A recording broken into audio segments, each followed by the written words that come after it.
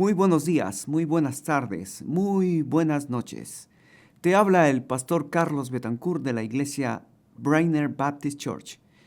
Estamos contentos de que hayas sintonizado nuestro canal, pero queremos recomendarte a que busques una iglesia donde puedas crecer tú y tu familia en una forma saludable. Bendiciones. Hasta pronto. Quisiera que en esta mañana abran su Biblia en Mateo capítulo 5. Hermanos queridos,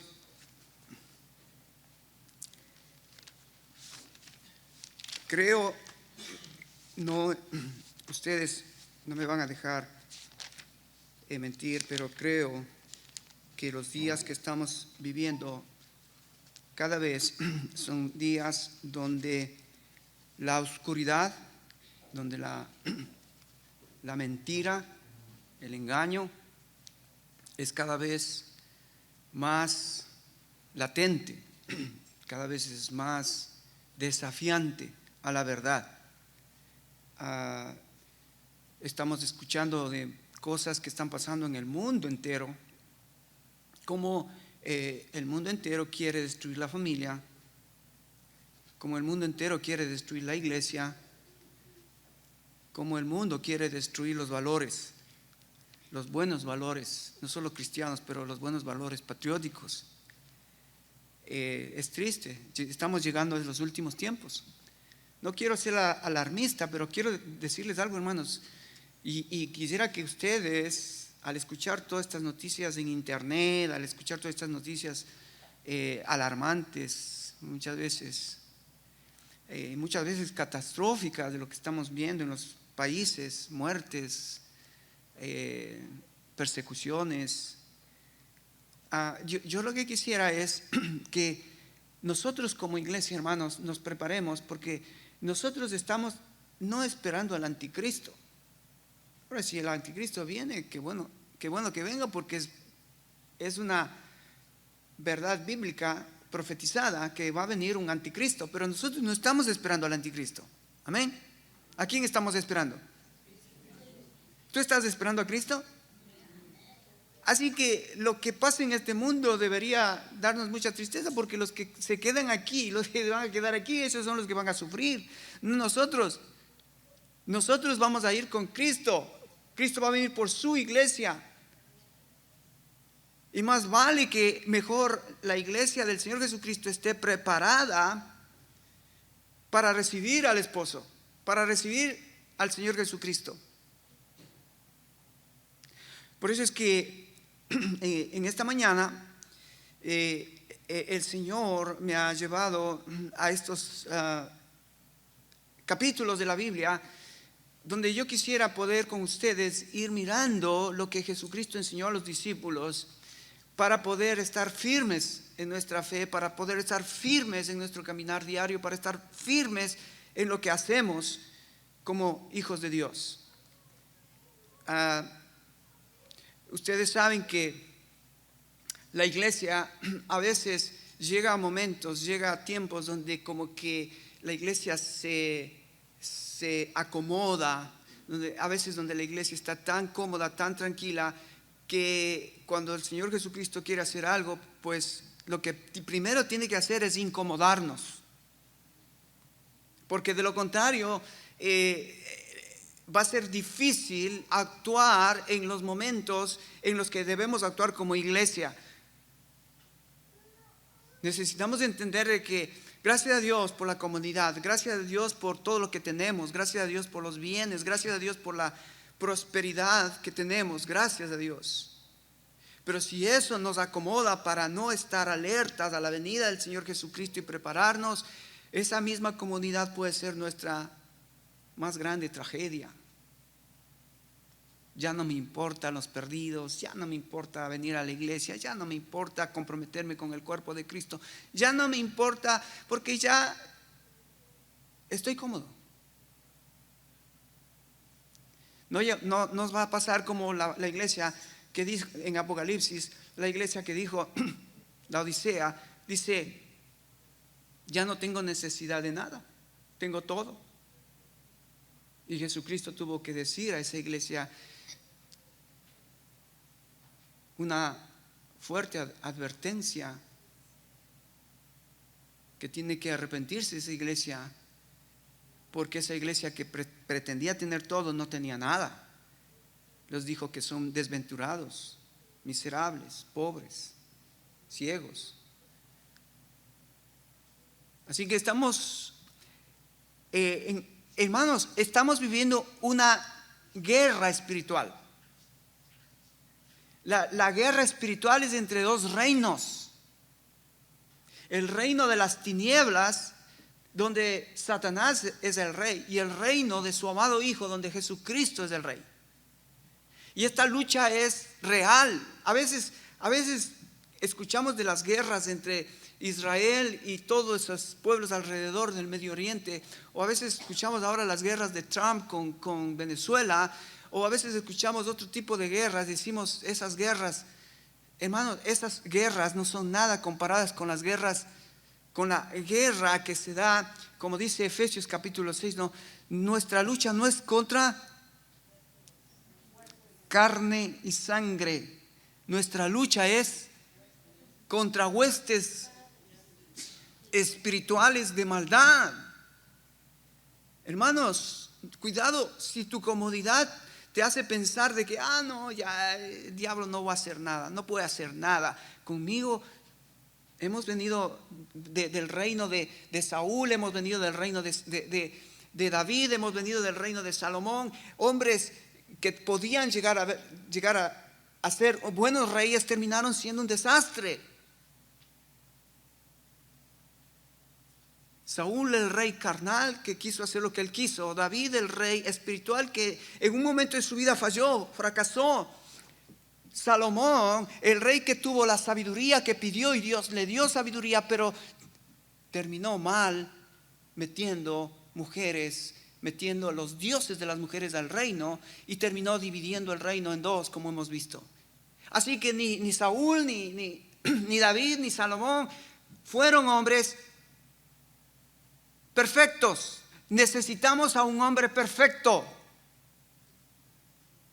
Y gracias a Dios que el Padre envió al perfecto, a su Hijo Jesucristo, que Él es el varón perfecto. Amén. Cuando yo leo la Biblia, especialmente el libro de los Hechos, vos vas a ver que estos hombres que caminaron con Jesús, dice que donde llegaban, ellos trastornaban la ciudad. Yo me pregunto, ¿qué pasó con ese fuego de ese entonces a nuestros días? Hombres que llegaban, comunicaban el Evangelio, y el Evangelio hacía que las sociedades tomaran rumbos distintos. Las familias que entendían, conocían el Evangelio, se daban cuenta, wow, hay un Dios. Ahora, el tema es que cuando esto sucedía en los tiempos de Roma, había un César, había un rey llamado el César, donde nadie podía decir que hay otro Dios o otro rey o otro monarca, porque te podría costar la vida. El César era el rey. Pero los cristianos comenzaron a decir, no, el César no es el rey. Hay otro rey. ¿Quién es ese rey? Jesucristo.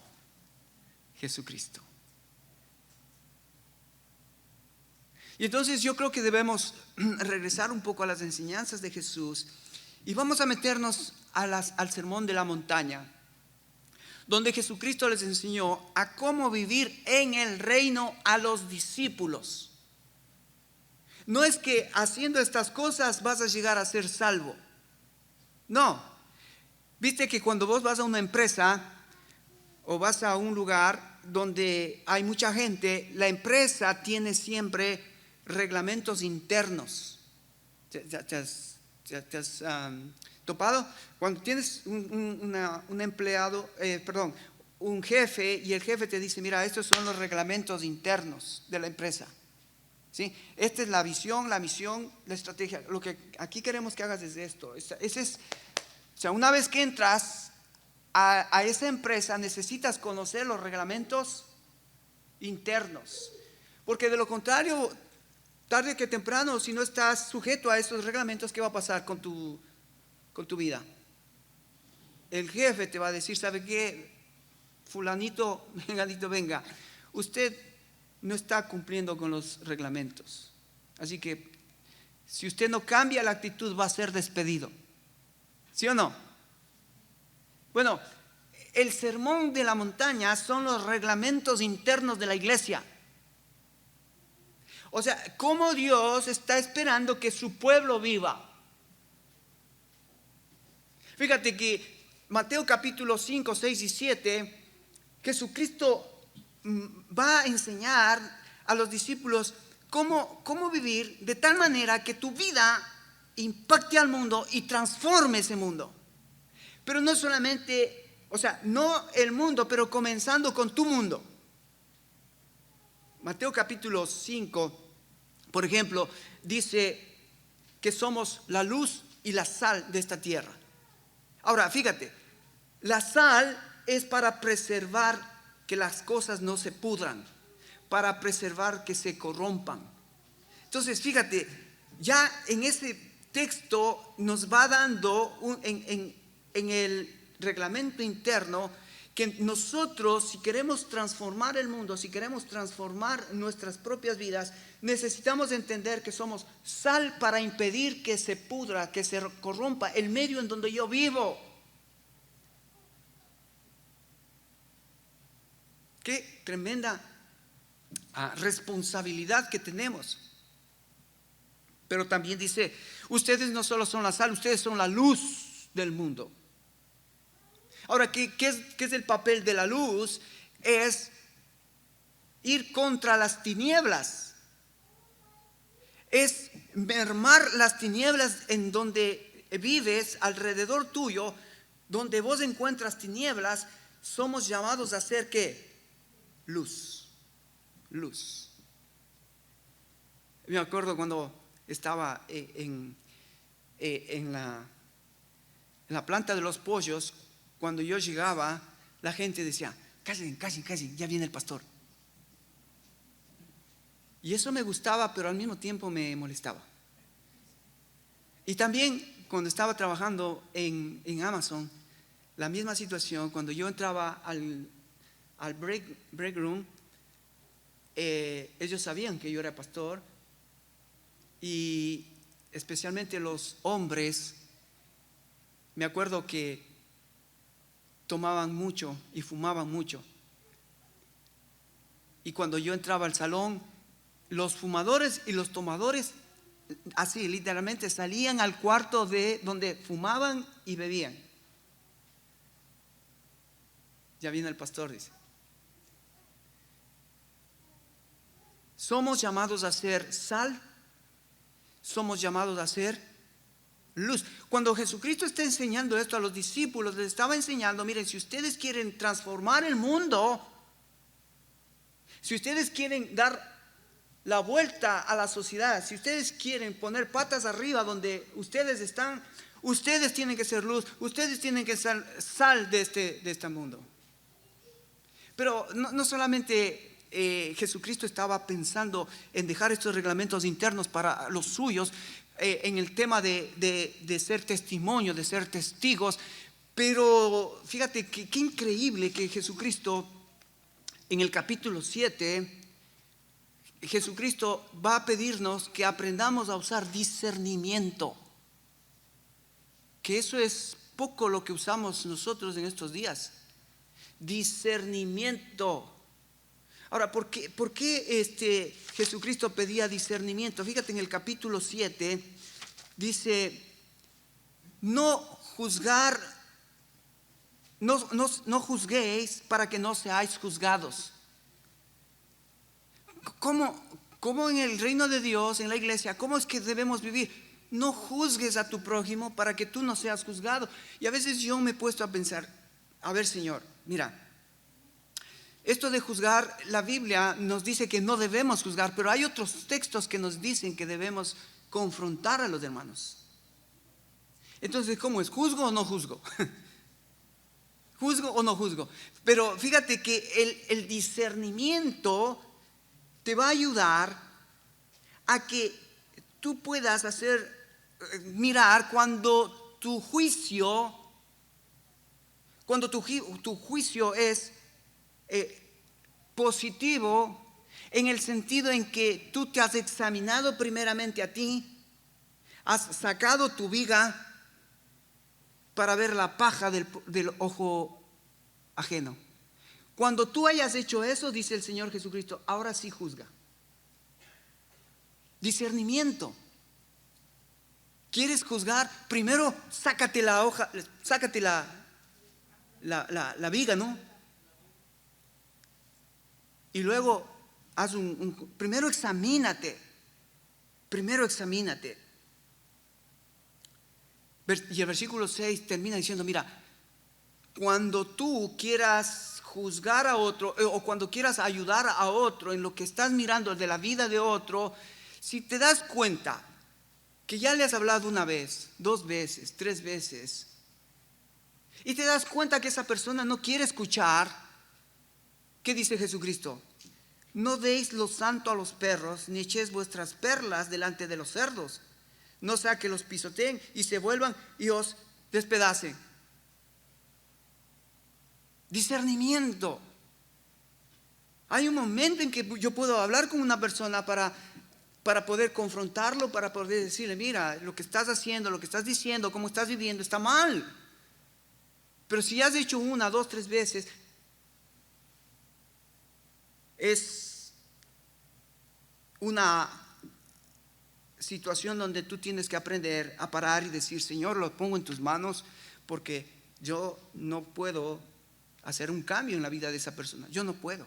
A menos que tú hagas un cambio, yo ya hice mi papel de ser luz, de ser sal y de confrontar a este hermano. No eches perlas a los cerdos. No eches perlas a los cerdos, ni deis comida a los perros, porque menospreciarán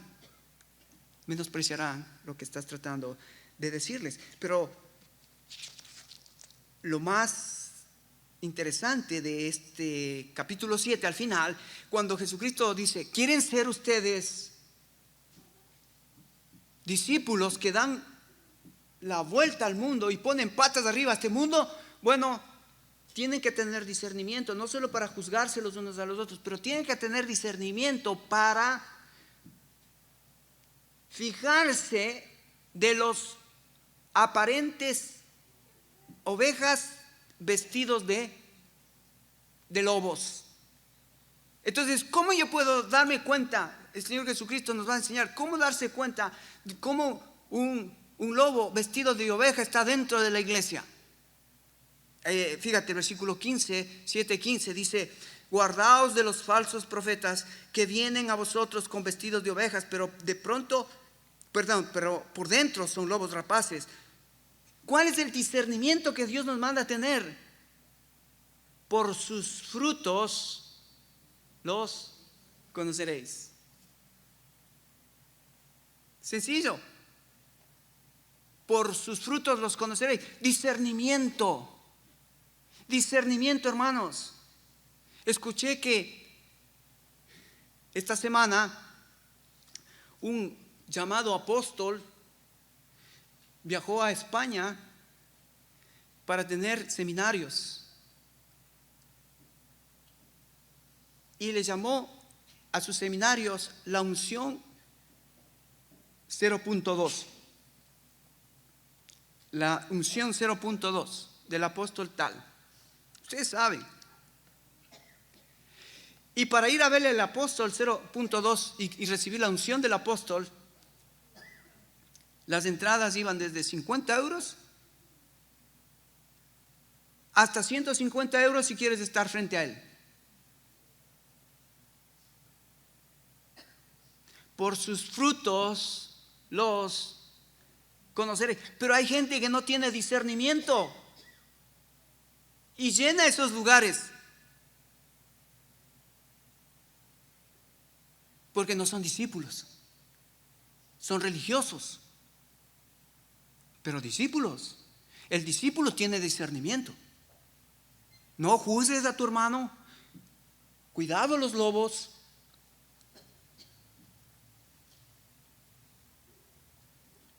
Y él termina haciendo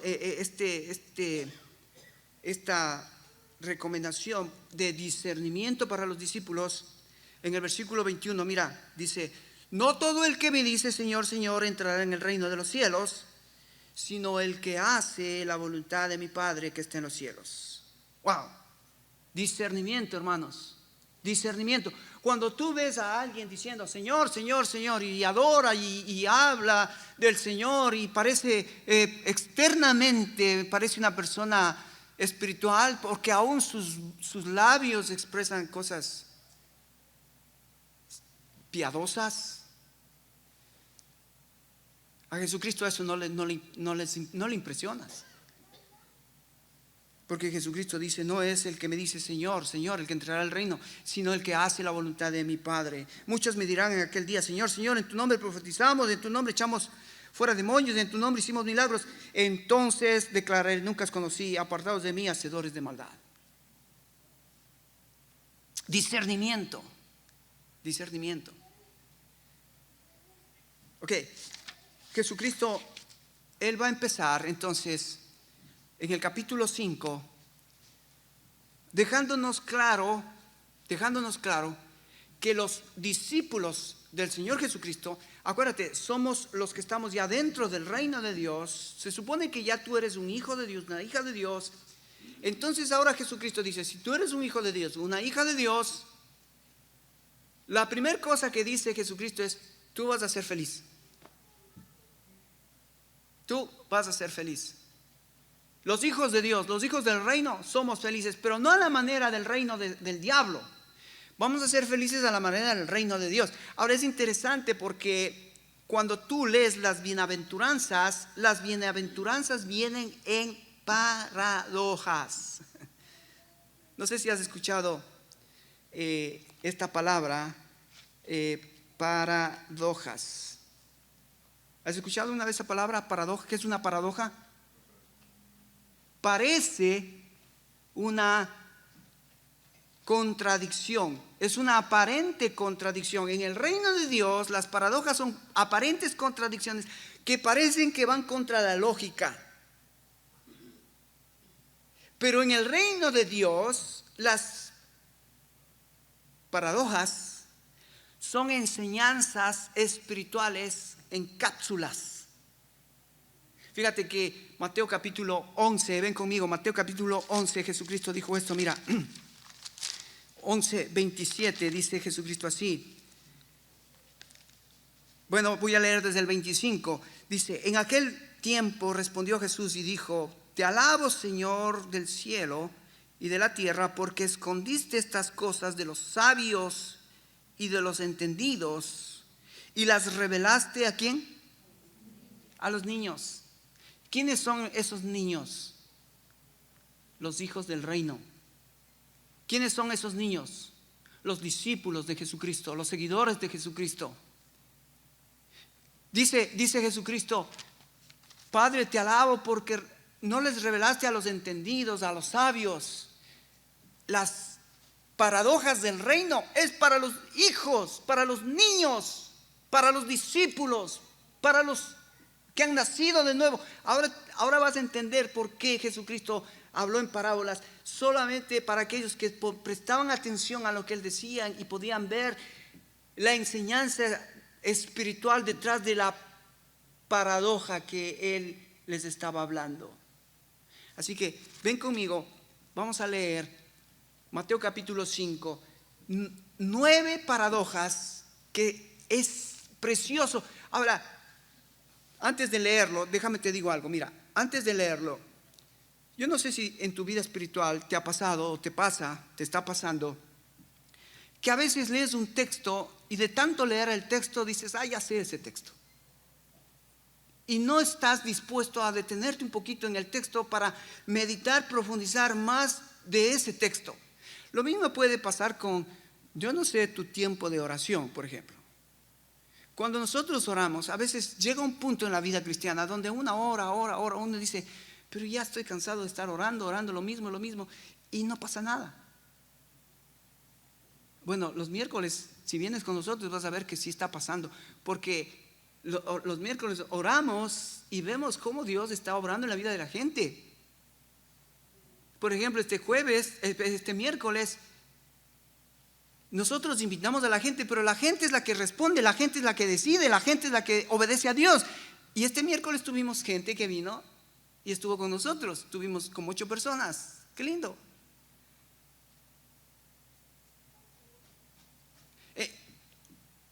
El punto es este, hermano. En esta mañana vamos a leer el texto, pero pidámosle a Dios que en el texto que vamos a leer podamos verle a Jesucristo.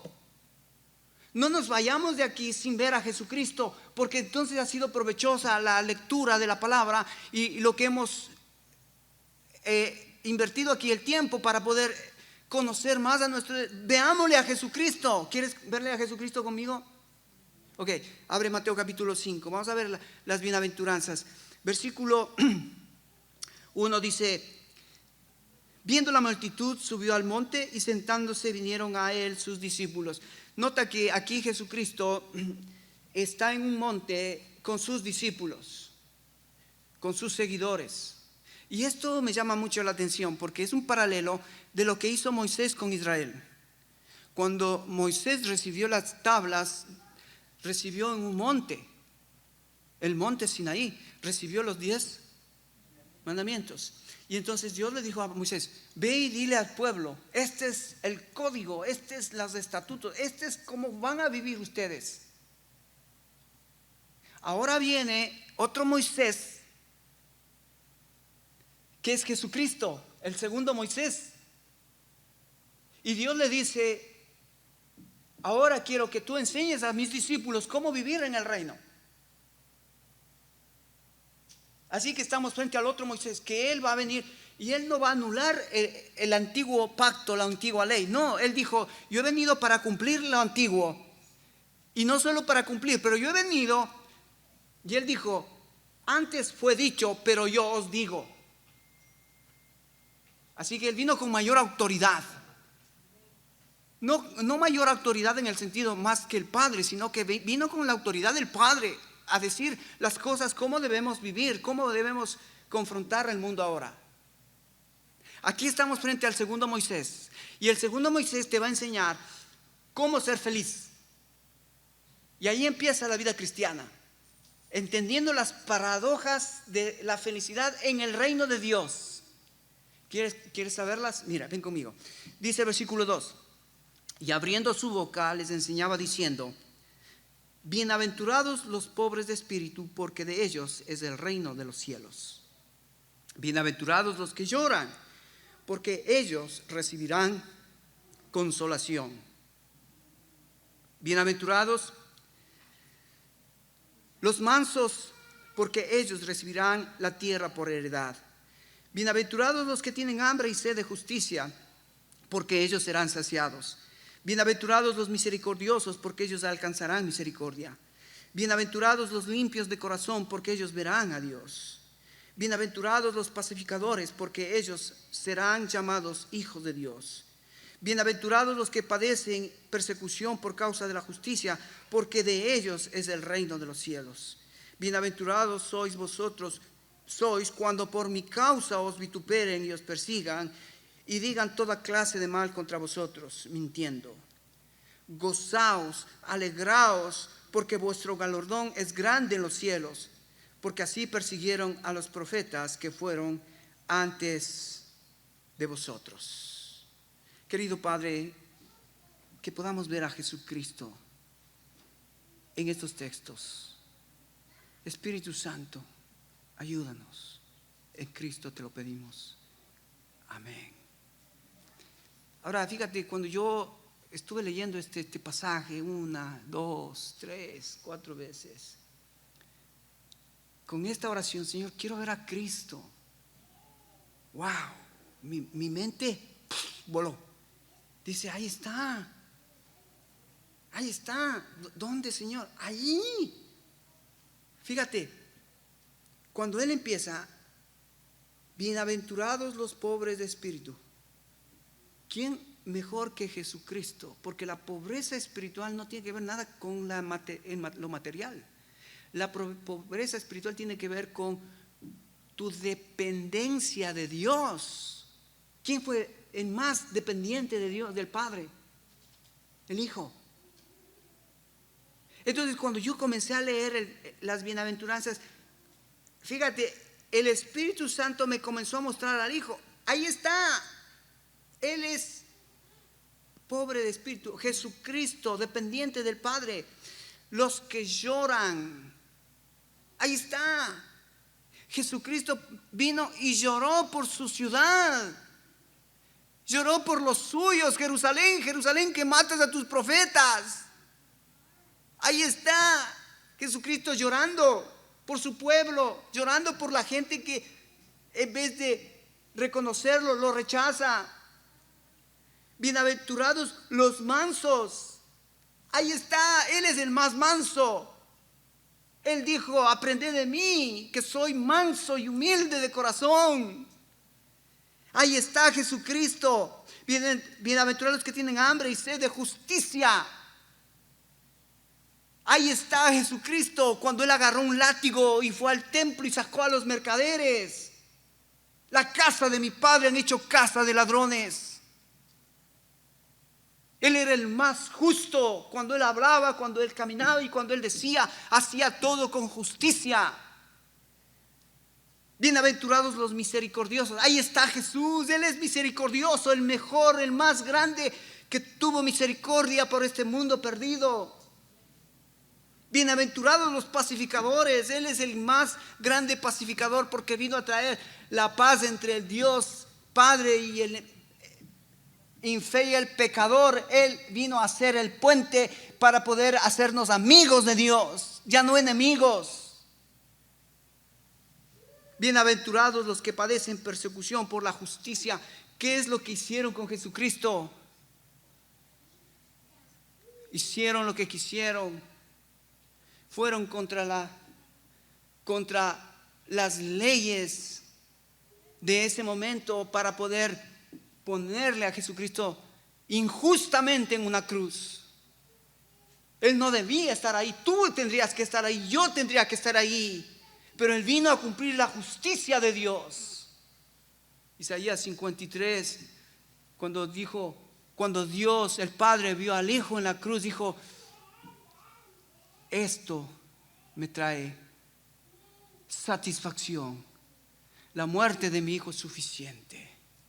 No más juicio para el pecador. Todo aquel que cree en Jesucristo, todo aquel que pone su confianza en Jesucristo, la justicia de Dios fue sobre él, no sobre ti, no sobre mí.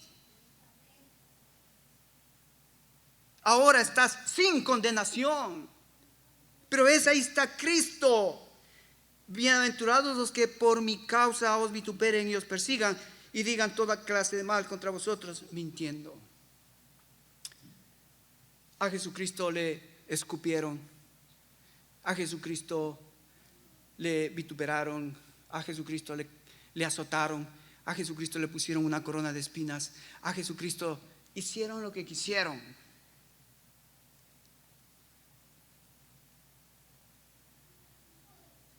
Dice: gozaos y alegraos,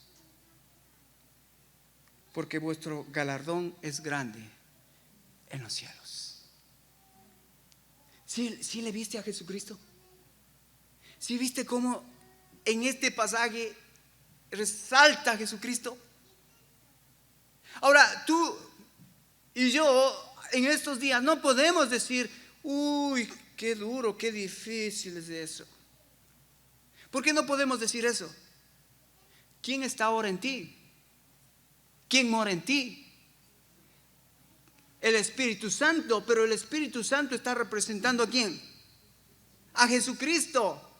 Pablo dice: Cristo en vosotros, la esperanza de gloria. Porque está Cristo en vosotros, es que hay esperanza de que haya luz en este mundo. Porque está Cristo en vosotros, hay esperanza de que haya sal en este mundo. Porque está Cristo en vosotros, hay posibilidad de que no haya gente que juzga y que maltrata a la gente, y no haya gente que no usa del discernimiento para no ver lo que está sucediendo alrededor de ellos. wow, cuando yo leí este texto y vi a Jesucristo, entendí, ¿sabes qué? Entendí las parábolas. Fíjate, te voy a mencionar todas las parábolas como paradojas. ¿Qué es una paradoja? Es una aparente contradicción que aparentemente va contra la lógica. Claro que es así, porque fíjate, en el mundo,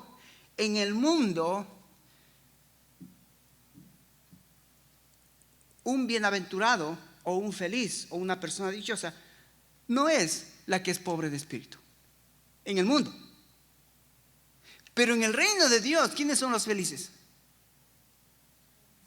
Los pobres. Porque ¿cuál es la paradoja? Los pobres son los que tienen el reino de Dios. Si ves la paradoja, la contradicción, en el reino de Dios, los pobres son los que tienen el reino de Dios. ¿Ves la contradicción? ¿Cómo puede ser que los pobres, sí, en el reino de Dios es así?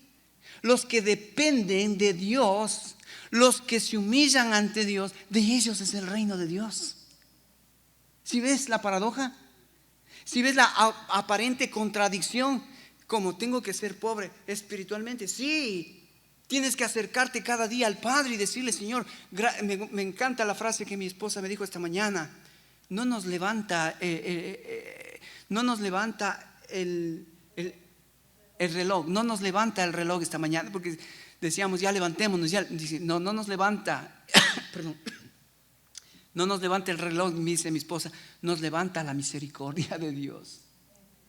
¿Quién te levantó esta mañana? La gracia, la misericordia, el amor de Dios. Estás aquí vivo, estás aquí con tu familia, estás aquí contento, estás aquí adorando a Dios, porque hemos dependido de su gracia, de su misericordia, de su amor. ¿Ves esa aparente contradicción? Vamos a ver las 9 aparentes contradicciones. Pero yo quiero terminar esta mañana mostrándote cómo el Nuevo Testamento, especialmente Jesucristo, Él enseña estas paradojas que son, acuérdate, aparentes contradicciones, pero con verdades implícitas que solo los niños pueden entenderlo. O sea, los discípulos, los que están ya en el reino de Dios, los sabios, los entendidos, todavía están luchando, todavía están tratando de interpretar qué significa. Mateo capítulo 16, ven conmigo, Mateo capítulo 16, versículo 25, dice así. Te voy a mostrar algunas paradojas de Jesucristo en los evangelios y después en el Nuevo Testamento. Mira lo que dice Mateo 16, 25, dice así: porque todo el que quiera salvar su vida, la perderá. Y todo el que pierda su vida por causa de mí, la hallará. Así que en el reino de Dios, para ganar tu vida o salvar tu vida, ¿qué tienes que hacer? Perderla. ¿Ves la aparente contradicción? Parecería que va contra el sentido común. ¿Cómo? Para ganar tengo que perder. En el reino de Dios es así. ¿No te ha pasado? A mí me ha pasado muchas veces. Para yo tener mi matrimonio en paz, he tenido que yo perder. Y ya se soluciona el problema. En el reino de Dios es así, hermano. Pero si tú todavía en el reino de Dios quieres vivir como vivías en el reino de las tinieblas, te va a ir mal. En el reino de Dios es, en la familia, si quieres ganar, hay que perder. En la iglesia, ¿quieres ganar? Hay que perder. En la sociedad, ¿quieres ganar? Hay que perder. Ahora uno dice, pero eso va contra, sí, va contra toda lógica, pero ese es en el reino de Dios. Así es como Dios planificó su reino. El reino de Dios no se gana por la fuerza. El reino de Dios se gana por el discernimiento que viene de Dios, por amor. Por amor. Wow. Otro texto, Marcos capítulo 10, seguramente este sí lo conoces, Marcos capítulo 10, versículo 45, dice así, mira, Marcos 10, 45, dice: porque el Hijo del Hombre no vino para ser servido, sino para servir y para dar su vida en rescate por muchos. Ahora, aquí está implícita la parábola. Para poder ser grande hay que servir. Mateo 20, 28 es el texto creo que más claro para entender esta aparente paradoja. Mateo 20, 28 dice así, mira. Mateo 20, 28. Perdón, es el 27. O desde el 26 dice: mas entre vosotros no será así, sino el que quiera hacerse grande entre vosotros será vuestro servidor. Y el que quiera ser el primero entre vosotros será vuestro. ¿Ves la paradoja? En la iglesia, en el reino de Dios, ¿quién es el primero?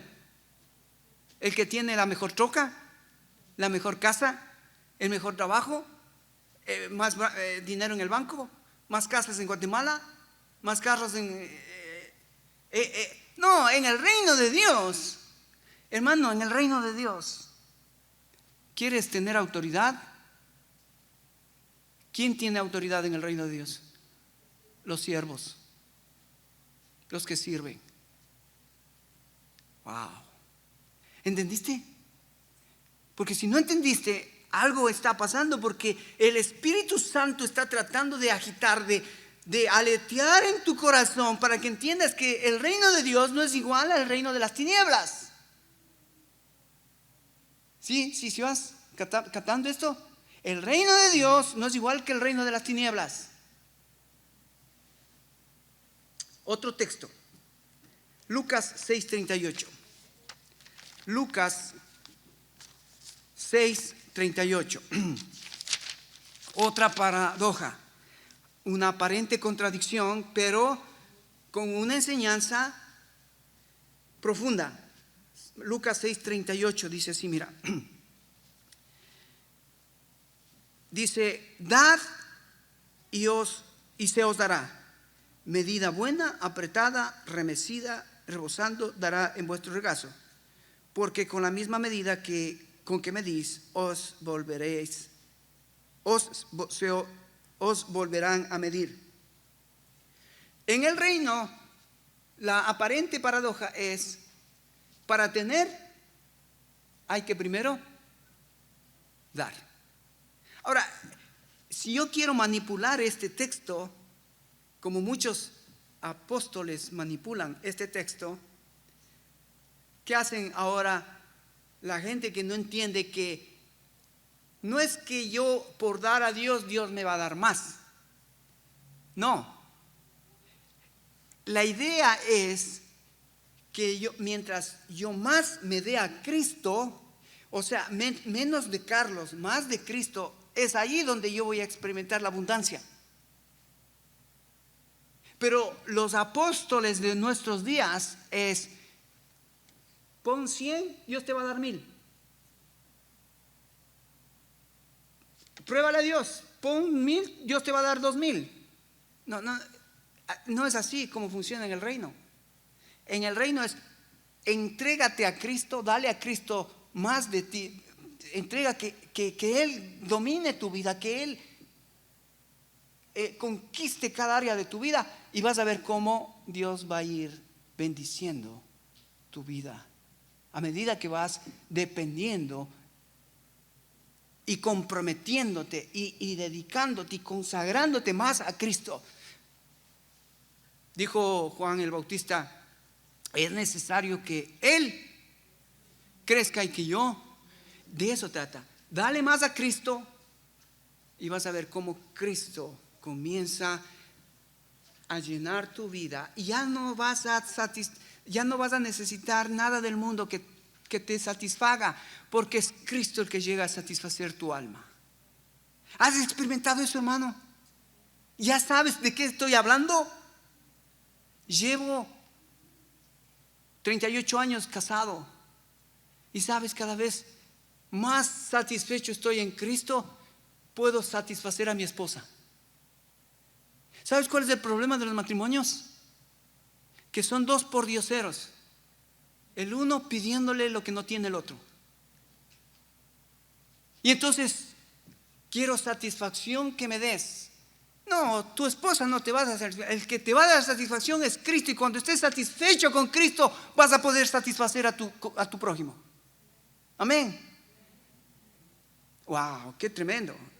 El reino de Dios viene en en paradojas, aparentes contradicciones. Morir para vivir, dar para tener. Aparentes contradicciones. Juan capítulo 8, verso 32.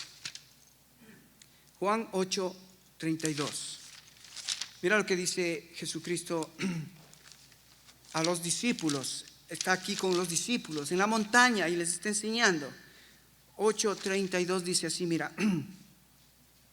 Entonces, conoceréis la verdad y la verdad os hará libres. ¿Ves la otra paradoja?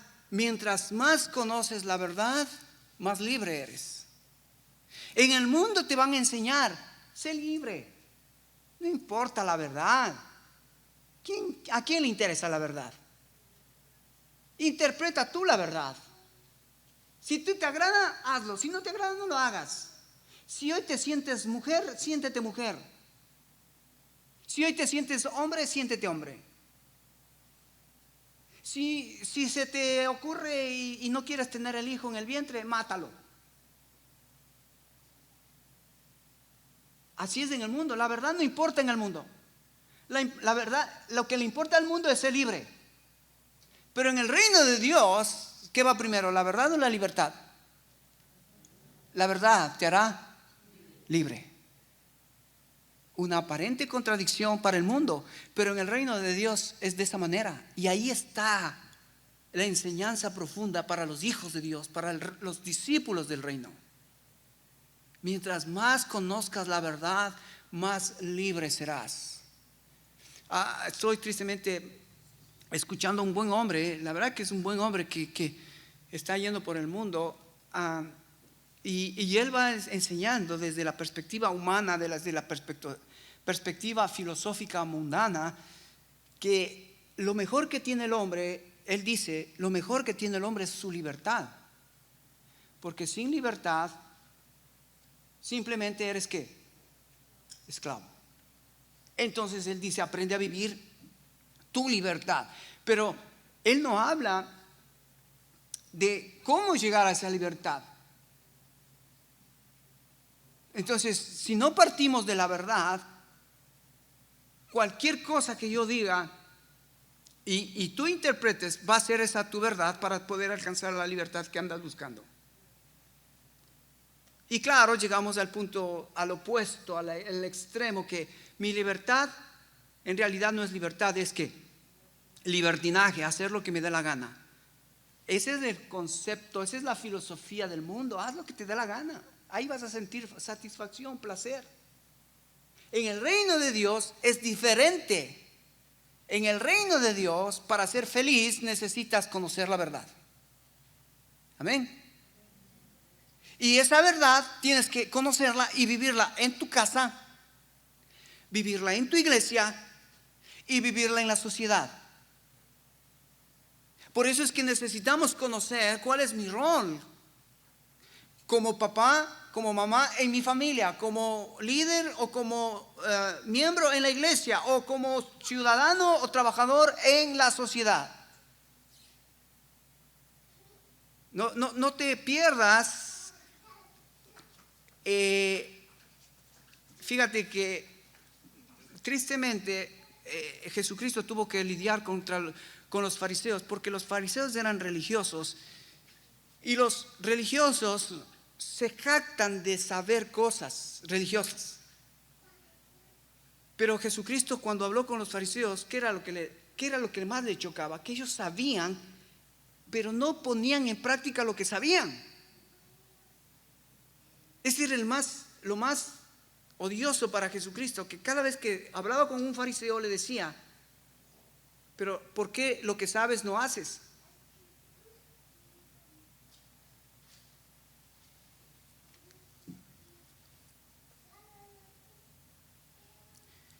dos más. Segunda de Corintios, capítulo 12.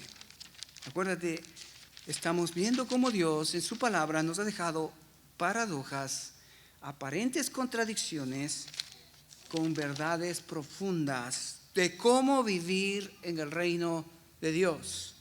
En el reino de Dios. Segunda de Corintios, capítulo 12, versículo 10. Dice así, mira. Por lo cual, por amor a Cristo, me gozo ¿en qué? En las debilidades, en afrentas, en necesidades, en angustias, en persecuciones, en angustias. Porque cuando soy, ¿qué? Entonces soy. ¿No es una contradicción? El mundo te va a decir ¿cómo?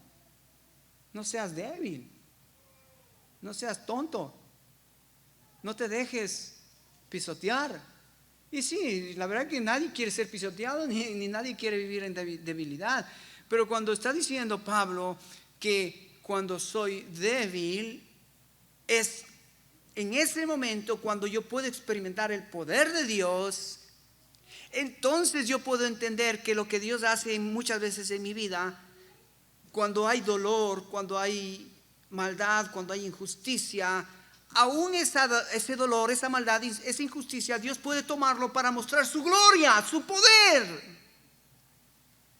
Wow. El mundo no puede entender por qué le duele, por qué estoy sufriendo, dice. Si soy bueno, ¿por qué sufro? El mundo dice, pero si no hago mal, no soy como Hitler, no soy como Stalin, no soy como esas malas personas, no soy como los traficantes, no soy terrorista, pero ¿por qué me va mal?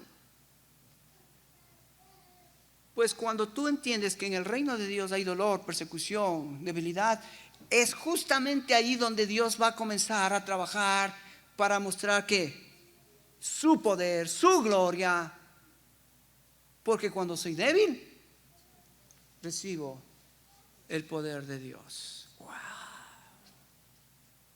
¡Qué rico! ¡Qué rico! Vivir en el reino de Dios. ¿Puedes entender esto? Si puedes entender esto, sabes que cuando salgas de aquí vas a poner patas arriba a tu mundo. Vas a poner patas arriba a tu familia, tu iglesia, tu sociedad, tu escuela, tu trabajo. Wow, cuando nos vean vivir esto, la gente van a decir, ¿qué le pasó a este loco? ¿Por qué está haciendo estas cosas? ¿Sabes por qué? Ahí tienes la oportunidad, ¿no?, de decirles por qué pasa esas cosas. Un texto más en Gálatas, capítulo 2, verso 20, que es un texto muy conocido para ustedes. Otra vez una paradoja, aparente contradicción, aparente contra el sentido común, pero fíjate cómo Pablo nos enseña a vivir en el reino de Dios. Verso 20, Gálatas 2, 20 dice así, mira, con Cristo estoy juntamente crucificado. Ya no vivo yo, mas Cristo vive en mí. Y lo que ahora vivo en la carne, lo vivo en la fe del Hijo de Dios, el cual me amó y se entregó a sí mismo por mí. No desecho la gracia de Dios, pues si por la ley fuese la justicia, entonces por demás murió Cristo. ¿Cuál es la paradoja, la aparente contradicción que Pablo menciona? Que para vivir, primero hay que morir. Ya no vivo yo, mas Cristo vive en mí. ¿Sabes? Eso es lo que tenemos que recordarnos todos los días. Que ya hemos muerto en la cruz con Cristo. Que estamos juntamente crucificados con Cristo. Que hemos sido sepultados con Cristo. Y que no solamente nuestra identificación es con la muerte de Cristo, con la sepultura de Cristo, pero con la resurrección de Cristo. Novedad de vida, dice. Romanos 6 nos habla de esa identificación. Ya no vivo yo, mas Cristo vive en mí. Me gustaría que miremos rápidamente cómo esto va a afectar si yo, como hijo de Dios, ciudadano del reino, que ya entiendo ahora, soy un hijo de Dios y el Señor Jesucristo me manda a este mundo para ponerlo patas arriba con estas aparentes contradicciones. Ya hemos visto la primera es: bienaventurados los pobres de espíritu. Después va a mencionar: bienaventurados los que lloran, bienaventurados los mansos, bienaventurados los de misericordia, bienaventurados los de limpio corazón, bienaventurados los que promueven la paz, bienaventurados los que se gozan en la injusticia, bienaventurados los que son perseguidos. Ahí están todas las bienaventuranzas. Todas esas son aparentes contradicciones. Pero fíjate cómo la tensión va a aterrizar en una forma práctica. ¿Cómo es que esto aterriza en una forma práctica? Fíjate, cuando somos pobres de espíritu, el reino se recibe por gracia y no por conquista. Me encanta. Claro, vos no vas a ser salvo porque tú hagas algo. Tú ya fuiste salvo por lo que Él hizo. Lo único que te pide Dios es: mantente humilde, mantente dependiente de mí y mi gracia estará contigo. No te está pidiendo que hagas eso para que seas salvo. Ya eres salvo, pero en las letras del contrato está: depende de mí. Depende de mí y serás feliz. El reino comienza reconociendo mi necesidad de salvación, mi necesidad de redención, mi necesidad de perdón. Los que lloran, bienaventurados los que lloran. Yo te pregunto, hermano, ¿qué es lo que te hace llorar?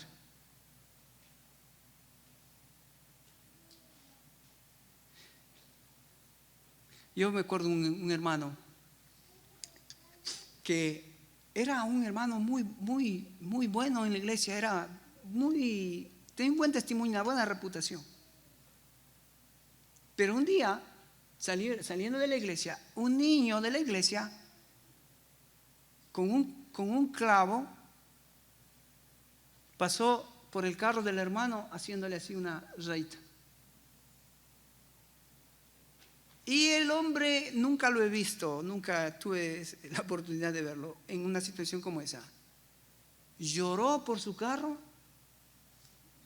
se enfadó por su carro, que casi le manda al papá del niño preso hasta que no le arregle la raya del carro.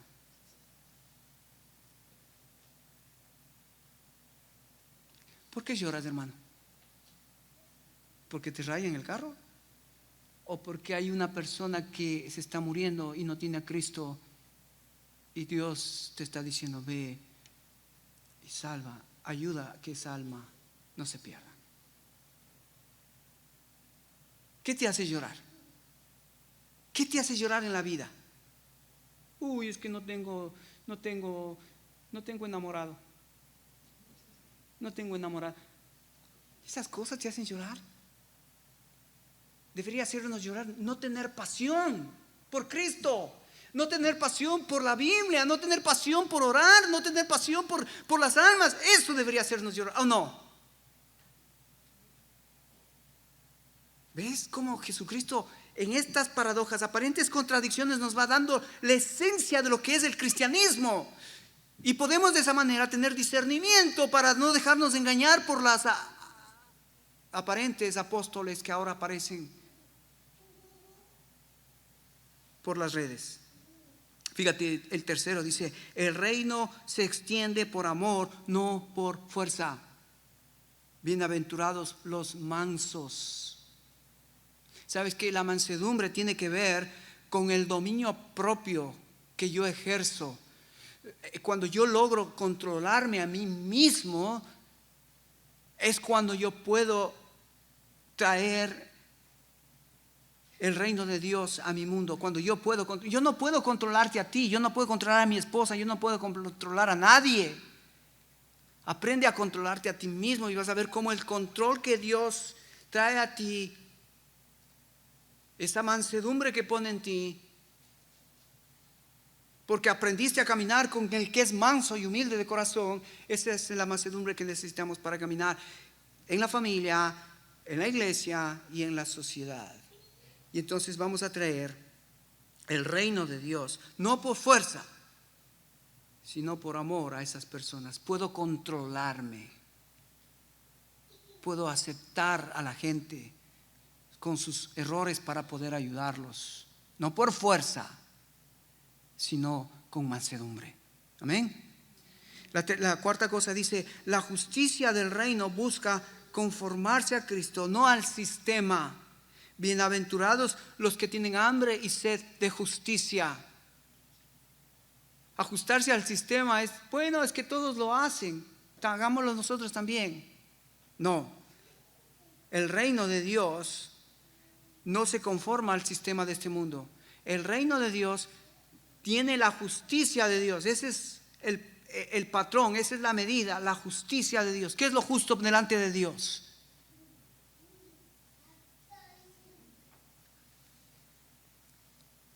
Matar niños en el vientre, ¿eso es justo? Decir que el matrimonio sea hombre con hombre, mujer con mujer, ¿eso es justo? Decir que las mujeres se empoderen y manden a los hombres, ¿eso es justo?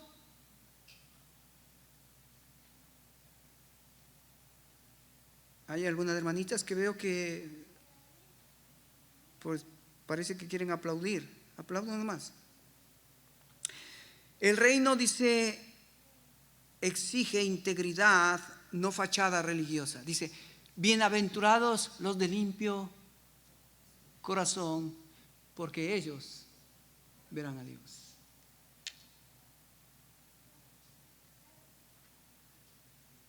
¿Sí viste a Jesucristo esta mañana?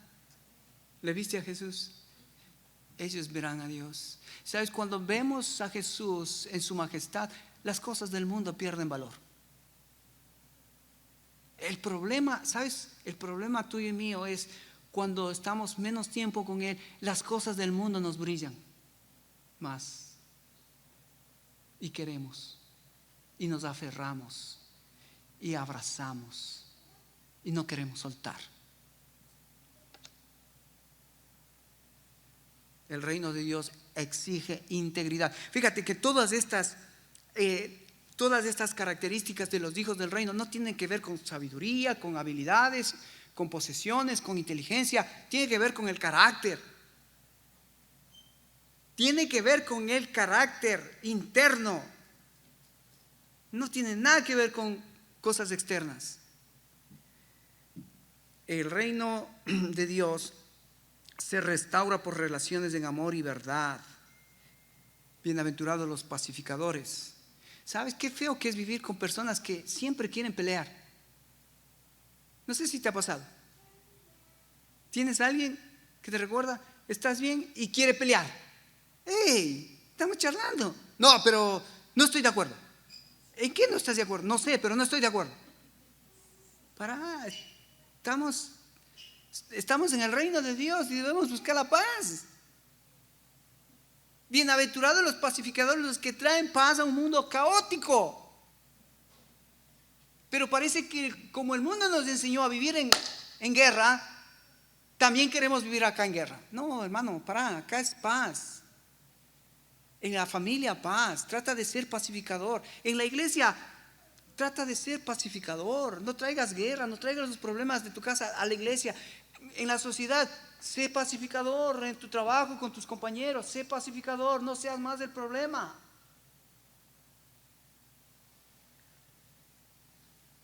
El sufrimiento en el reino se convierte en testimonio. Me encanta. Ya hemos visto, ¿no?, que el sufrimiento, aún en el sufrimiento, la gloria de Dios, el poder de Dios puede ser el remedio que necesitamos para solucionar ese problema del dolor, del sufrimiento. Si no, pregúntale a Job. Job fue un buen hombre que sufrió y al final él se dio cuenta que el sufrimiento que él tuvo fue de oídas te había oído, pero después que he sufrido, mis ojos ahora te ven. Mira lo que puede hacer el dolor. Me lleva a un conocimiento de Dios más real. No le conozco simplemente porque cuando me va bien, todo está bien con Dios. Pero cuando te va mal, el reino conserva la verdad y frena la decadencia. Somos su luz y sal. El reino brilla a través de las buenas obras. Wow. El sermón de la montaña. Jesucristo en parábolas nos explica las verdades del reino, las perlas que tiene Dios para sus hijos. No eches estas perlas a los cerdos, ni des a los perros. Estas perlas para los hijos, que podamos vivirlas y ser diferentes. Amén, hermanos. Bueno, hemos empezado con las primeras 9 bienaventuranzas, que si lo vivimos en estos últimos tiempos que estamos ya, es posible que podamos poner patas arriba, Chalanuga. Comencemos en nuestras casas. Amén. Cierra tus ojos, vamos a orar.